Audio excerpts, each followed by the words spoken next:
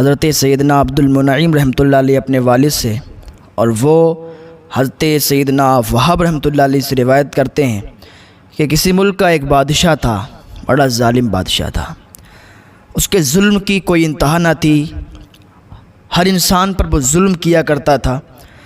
ایک دن اس نے تمام لوگوں کو بلایا اور کہا اس محل کو نئے سرے سے نئے طریقے سے تعمیر کیا جائے گا، اور ایسا تعمیر کرو کہ ایسا محل کسی نے دیکھا نہ ہو۔ بہت عالی شان محل بنوایا، ہر چیز اس کے اندر اس نے رکھوائی۔ جب محل بن کے تیار ہو گیا، پورا محل بن گیا، تو اس نے کچھ لوگوں کو بلایا، اپنے سپاہیوں کو بلایا اور کہا چلو محل کا معائنہ کرتے ہیں، محل کو دیکھتے ہیں کہ محل بنا کیسا ہے، جیسا میں بنوانا چاہ رہا تھا ویسا بنا ہے کہ نہیں، اور اگر ویسا نہیں بنا تو جنہوں نے بنایا ہے ان کو قتل کر دیا جائے گا۔ وہ معائنہ کرنے کے لیے اپنے سپاہیوں کے ساتھ نکلا، محل کو دیکھ رہا تھا، محل جیسا وہ بنوانا چاہ رہا تھا ویسا ہی بنا تھا۔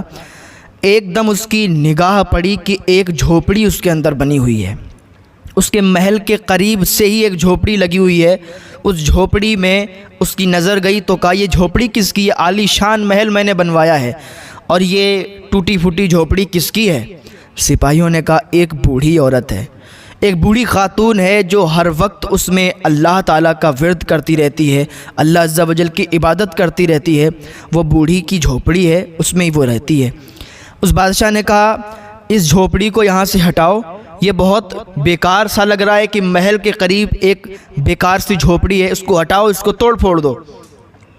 بادشاہ کی یہ بات سن کے سپاہیوں نے کیا کیا، اس جھوپڑی کے قریب گئے، اس میں بوڑھی اس وقت موجود نہیں تھی، بوڑھی کہیں گئی ہوئی تھی۔ سپاہیوں نے اس کو توڑ دیا، اس کو تہش نہش کر دیا، ختم کر دیا اس کو، اور واپس چلے گئے۔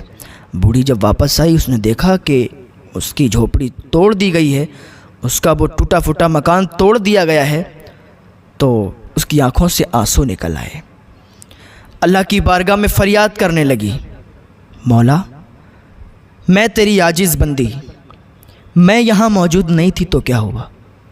تو دیکھ رہا تھا نا، میری جھوپڑی جب توڑی جا رہی تھی، میرا مکان جب توڑا جا رہا تھا، میں موجود نہیں تھی تو کیا ہوا؟ تو دیکھ رہا تھا، تیرے سامنے میرا مکان توڑ دیا گیا، تیرے سامنے میری جھوپڑی ختم کر دی گئی، میں موجود نہیں تھی، تو دیکھ رہا تھا، لیکن تب بھی تو نے کچھ نہیں کیا۔